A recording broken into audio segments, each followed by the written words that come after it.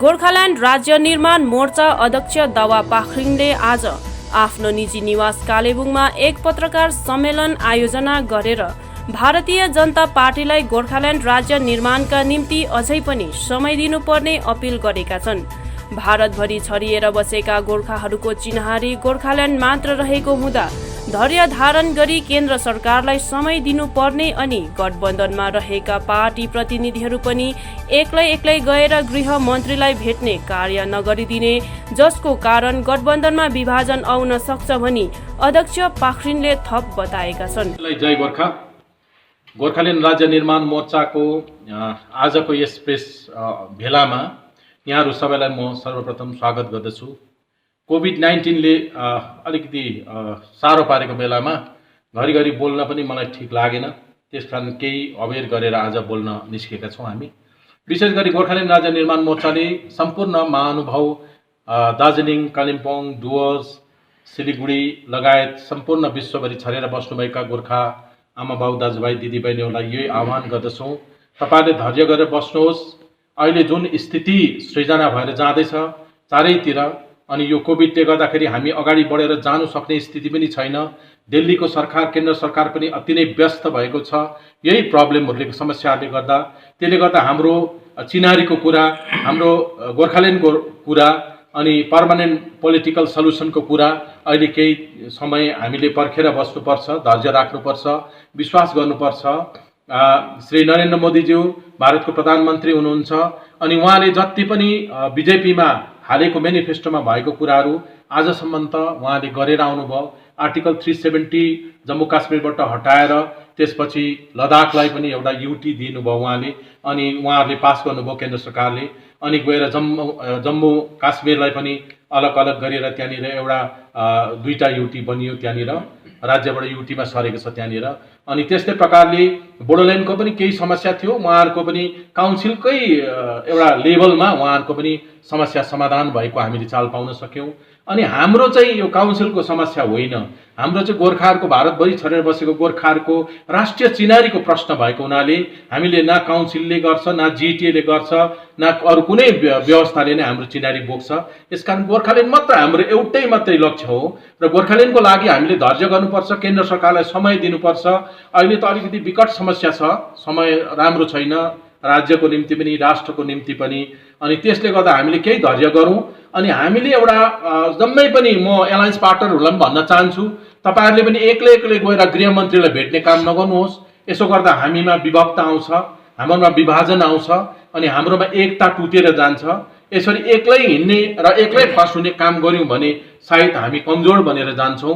अनि जुन प्रकारले आज कोसिस छ, जसरी हुन्छ गोर्खाल्यान्डलाई रोक्नुपर्छ, सामदाम दण्ड भेट दिएर, सहुलियतहरू दिएर, विकास दिएर पहाडलाई साम्य बनाउनुपर्छ भन्ने जुन चाहिँ राज्य सरकारको एउटा कार्यक्रमै चलिरहेको छ, त्यसबाट सम्पूर्ण गोरानीमुखका सदस्यहरू अनि महानुभावहरू जो गोर्खाल्यान्ड पन्थीहरू उहाँहरूलाई आह्वान गर्न चाहन्छु, तपाईँहरू टाढो बस्नुहोस् अनि होसियार भएर बस्नुहोस्। हाम्रो भविष्यको प्रश्न छ, हामीले चाहिँ सर्वस्व गुमाएका छौँ माटोको निम्ति, अनि आउने दिन राम्रो छ, खेरो जाँदैन। तपाईँहरूले हामीले विश्वास गरेको, भरोसा गरेको, किनभने हामी सँगै पनि, म पनि अमित शाह सँगै एउटा गृहमन्त्रीसँगै, त्यति बेला गृहमन्त्री पनि हुनुभएको थिएन, राष्ट्रिय अध्यक्ष हुनुहुन्थ्यो बिजेपीको, यहाँनिर होम्सको ग्राउन्डमा सँगै स्टेजमा बसेर बोल्ने मौका पाएको थिएँ, उहाँसँग बात पनि मार्ने मौका पाएको थिएँ। अनि मलाई लाग्छ उहाँले अलिक गोर्खाहरूप्रति एउटा सहानुभूति, एउटा माया, एउटा निश्चय नै छ, विश्वास पनि छ, अनि प्रधानमन्त्रीको पनि विश्वास छ र हामीले भरोसा गर्नुपर्छ।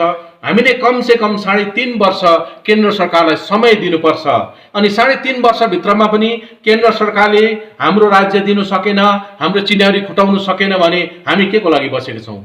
हामी अहिले पनि झिङ्गा मारेर बसेका छैनौँ। हामीले हाम्रो कार्यक्रमहरू तय गरिरहेका छौँ, हाम्रो शोध कार्य भइरहेको छ, रिसर्च वर्क भइरहेको छ, हाम्रा बुद्धिजीवीहरू खटिरहेका छन्, सुप्रिम कोर्टका लयरहरू खटिरहेका छन्। हामी पनि गएर के कार्यक्रम फ्याँक्नुपर्छ, 3.5 वर्ष पर्खेर केन्द्र सरकारलाई समय दिउँ।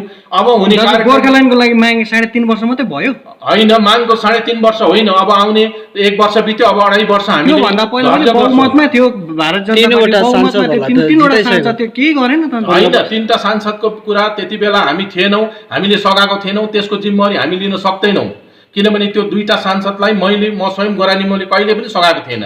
गोरानिमो जन्मेकै 2010 मा हो। त्यसकारण त्यसपछि आएर अहिले सघाएको के जिम्मा लिनुहुन्छ? हामी यसपल्ट सघाएको छौँ अनि हामीले उहाँहरूलाई प्रेसर गर्ने काम हामी गरिरहेका छौँ। भारतीय जनता पार्टी काहीँ न काहीँ यहाँ एउटा व्यवस्था दिने पक्षमै छ, किनभने केही दिन अघि मात्रै पनि त्रिपक्षीय बैठक बोलाएको, जिटिएको रिपोर्ट बोलाएको हो। तपाईले जति नै भने पनि यो कुरा बारम्बार अगाडि आइरहेको कुरालाई चाहिँ कसरी एकदम करेक्ट, त्यो गलत भएको छ।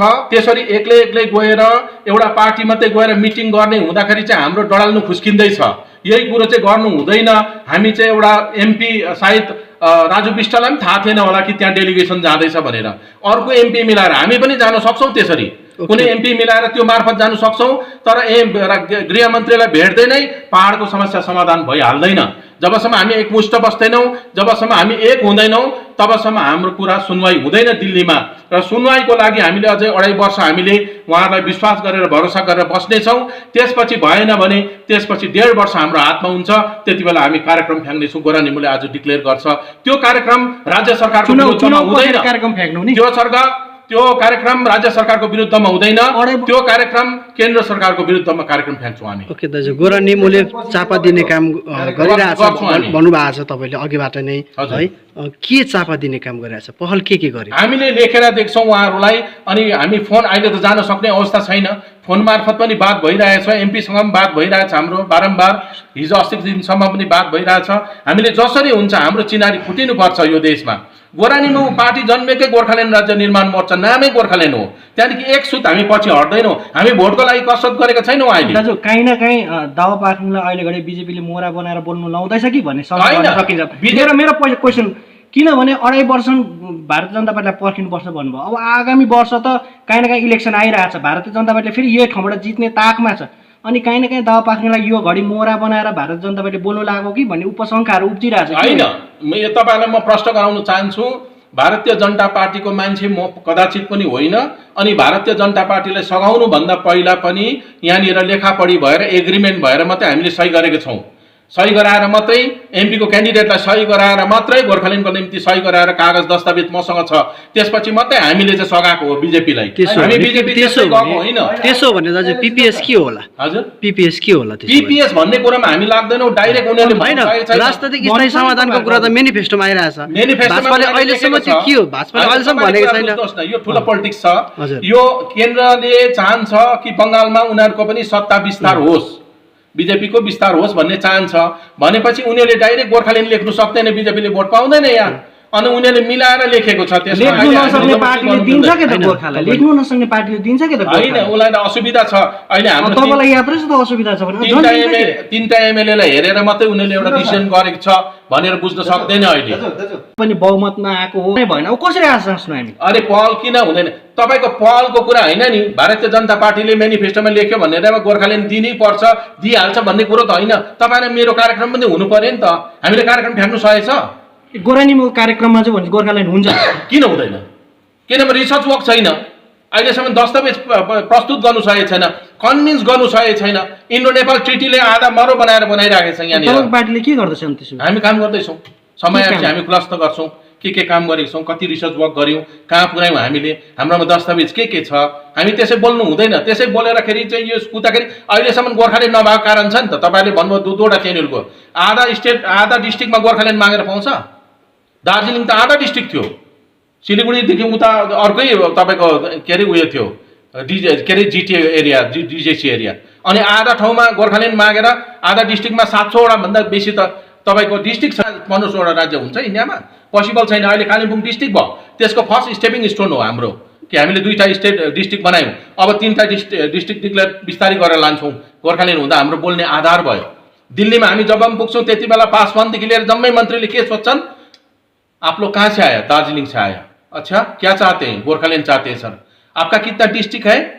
आधा डिस्ट्रिक्ट है सर, और डुवर्स का थोड़ा जमीन चाहते हैं। दिन्छ गोर्खाल्यान्ड? दाजु यसै कुरोमा एउटा प्रश्न तपाईँलाई, अहिलेको जुन यो राष्ट्रिय मुद्दा छ, राष्ट्रिय मुद्दा क्षेत्रीय दलले पार लाउँदैन, राष्ट्रिय दलले पार लाउँछ भन्ने कुराहरू उठिरहेछ।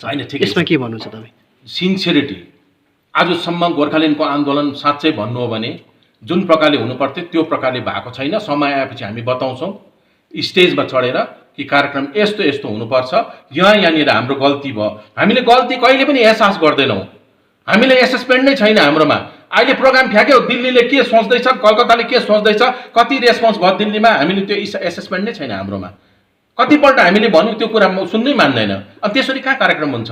दिल्लीले कति खायो हाम्रो गोटी, हाम्रो प्रोग्राम कति खायो, भ्याएन भने अर्को रिभर्स ल्याएर अर्को गोटी फ्याँक्नुपर्छ। अब यो कार्यक्रममा कुनै ध्यानै छैन। एकरो फ्याँकेछ, स्ट्राइक गरेको छ 105 दिन 4 दिन, अनि त्यसरी कहिले हुन्छ? गोर्खाल्यान्ड हुँदैन नि। उसले के गोटी खाँदैछ, के माग्दैछ, उसको विकनेस, केन्द्र सरकारको विकनेस खोज्नुपर्छ पहिला। अहिलेसम्मको क्षेत्रीय दलको काम गर्ने तरिका गलत हो, यही भन्न चाहनुहुन्छ? क्षेत्रीय दलको गलत भन्दिनँ म। अब जसो तसो आधी डिस्ट्रिक्टमा गोर्खाल्यान्ड मागेर पुगेको हो, होइन भने भन्नुहोस् तपाईँले। आधा डिस्ट्रिक्टमा गोर्खाल्यान्ड मागेर गोर्खाल्यान्ड नपाएको हामीले।